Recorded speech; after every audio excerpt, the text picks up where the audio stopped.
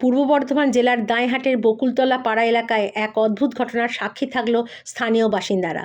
বুধবার সকালে একটি ছাগল অদ্ভুত দর্শন এক বাচ্চার জন্ম দেয়, যার শারীরিক গঠন দেখে আশপাশের মানুষের মধ্যে ব্যাপক কৌতূহল ও চাঞ্চল্যের সৃষ্টি হয়।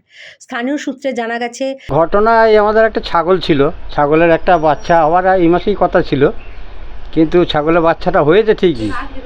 ছাগলটার কিন্তু গায়ে পশমও হয়নি, আবার মুখটা কিছুটা মানুষের মতন লাগছে, আবার কিছুটা অন্য কীরকম হনুমানের মতন লাগছে, এরকম ভাব লাগছে, সেইটা আমরা ঠিক করতে পারিনি। সকাল প্রায় 8টা নাগাদ ছাগলটি প্রসব যন্ত্রণায় ছটফট করতে থাকে। সেই সময় ছাগলের মালিক নিজেই ছাগলটির প্রসবে সাহায্য করেন। কিছুক্ষণ চেষ্টার পর বাচ্চাটি প্রসব করানো সম্ভব হয়। তবে জন্ম নেওয়া ছাগলের বাচ্চাটির চেহারা ছিল অত্যন্ত অস্বাভাবিক।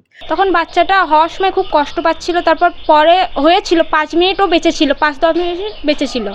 তারপরে মানে সবাই দেখে ফ্যামিলি যে একটি চোখের মধ্যে 2টি মণি এবং ব্লু কালার ছিল মণিটা। তারপর ও মানে কিছুক্ষণ ছটফট করতে মারা গেল।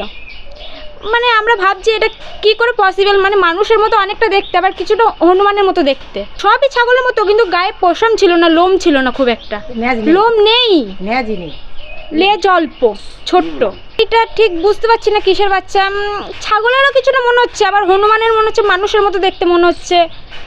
আমাদের মানে কৌতূহল হয়ে যাচ্ছে, এটা কি ঠিক আমরা বুঝতে পারছি না। প্রত্যক্ষদর্শীদের দাবি, বাচ্চাটির মুখের গঠন অনেকটা মানুষের মুখের মতো, আবার কারো কারো মতে তা হনুমানের মুখের সঙ্গেও মিল রয়েছে। বাচ্চাটির চোখ দুটো একসঙ্গে একই জায়গায় ছিল বলে জানা যায়। যদিও তার 4টি পা স্বাভাবিক ছাগলের মতোই ছিল, কিন্তু শরীরের কোথাও কোনো লোম ছিল না। জন্মের পর প্রায় 10 মিনিট পর্যন্ত বাচ্চাটি জীবিত ছিল বলে জানিয়েছেন স্থানীয়রা।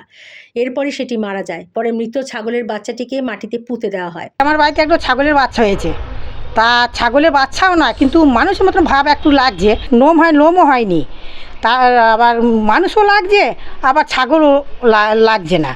কিছুক্ষণ বেঁচে ছিল, তাহলে মরে গেছে, দিয়ে পাটি চাপা দিয়ে দিই। ঘটনাটি জানাজানি হতেই এলাকায় কৌতূহলী মানুষের ভিড় জমে যায়। অনেকেই এটিকে বিরল ঘটনা বলে মনে করেছেন। Bureau report, public news, Katwa.